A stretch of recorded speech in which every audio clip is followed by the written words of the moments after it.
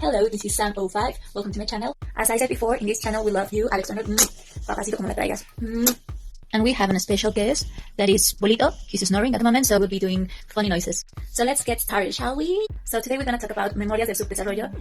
In English, I guess, is Memories of Underdevelopment by TomásGutiérrezAlea. He's a Cuban, and the movie is from 1968.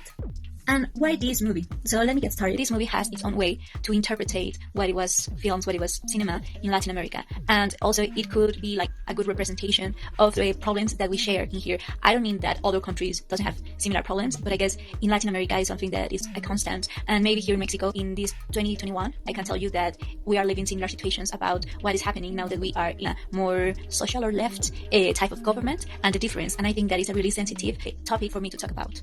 I don't want to be political about it. It's just what is in the movie and later on my point of view.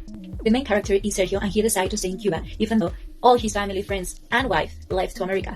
He's the one that is telling the story, and keep in mind that he used to have a business, he used to be in a good family with a lot of money, and he used to be in a good situation. He decided to stay because he really wanted to say what happened and what is going on there, and see by his own eyes all the changes. So he saw the decadence of the country, how everything changed, how people were like living a little bit of freedom, but then it was more like in a military way, and why it was like difficult for them to have any progress. And he was thinking like people is so worried to adapt to that time and into the moment because the situation is really hard that they forget about something else and they are waiting for somebody else to rescue them. So it has many parts about history. It has the beginning of what was happening in Cuba before the revolution and how protective was the government about the morality of the country, but also how they decide to make some choices without caring about the people. So he explains the hypocrisy of the society because as in every society, when you are doing good and you have money, maybe you don't know, or maybe you know what is going on, but you don't associate your privilege with the situation that is going on around you. He is really cynical through all the movie. He had several situations when you can see his privilege and how he got away with a lot of things because he used to have money.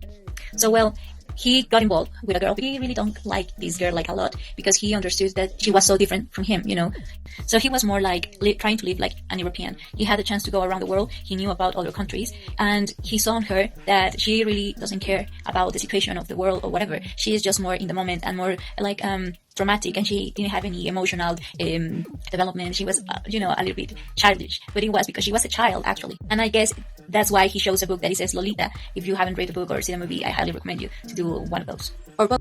A cool stuff that happened in the movie was The House of Ernest Hemingway. This is one of my favorite books. That was just breaking news.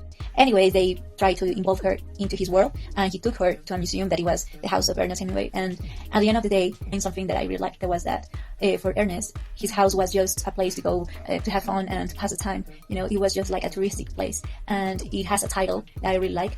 But yeah, at the end of the day, it's just what we are. Like we live close to the tropical, and there are other people that just came here to have fun, and they don't take seriously what is going on.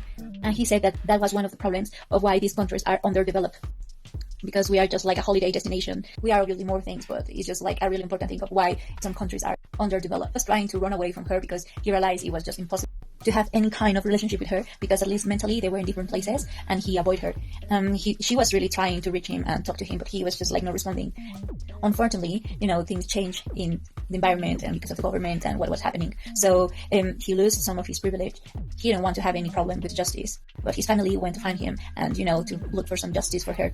At the end of the day, he was just thinking like, why I'm staying here, and he saw like every day was getting worse that he ever thought that it would be. It got like really, really scary. The environment were really hostile. I can say like really hostile and tough. He was really lonely, and he even says like he underestimated what was happening.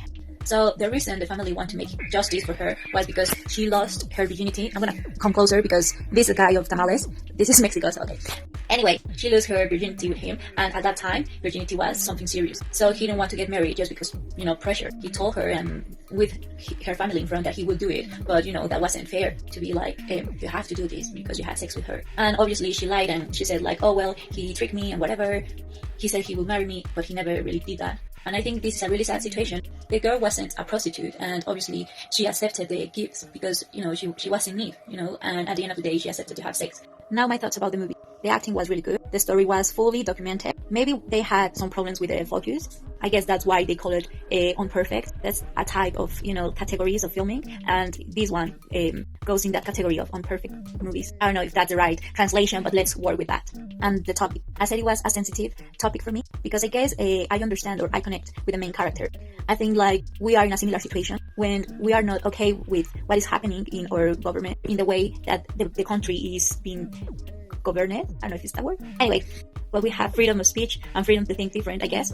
And I guess it's always healthy to criticize, to have an opinion and say, like, you know what, this could be done different. And we all know that we are people, we are not gods. We make the mistakes. And I guess as all the professions, they are fools, they are smart people, they are evil. And, I'm not attacking, so I don't get censored. But yeah, I think like there are a lot of things that we could change in Latin America. I think that they are people that are actually concerned about the country and want to make them better, but they are people that, I guess that is something important in the movie that probably nobody wants to take part of it, or maybe the right way to approach it. Because in a way, you are looking how your country is in decadence and everybody is living. For me especially, I think I tried to leave the country for some time, but I guess nowadays it's just really impossible. Getting the right way to find a visa, have a job, and everything is just really complicated with all the banning and rules.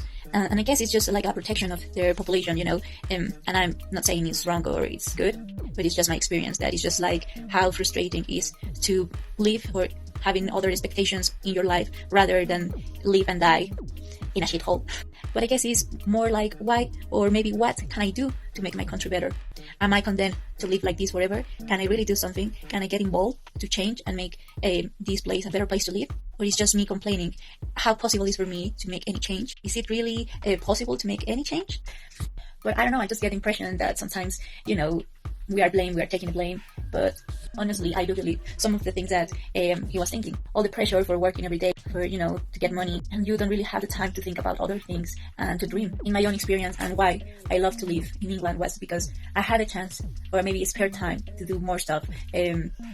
What I mean is to go out and feel safe and go and visit places. And maybe when I have money and I had a job, I used to be able to pay for entertainment or for clothes and for more food, and also to save money. But the main difference is like in here you have money that is not even enough to save anything or to do something else. It's just living the day. I don't know what you think about this. It's just me. I don't know.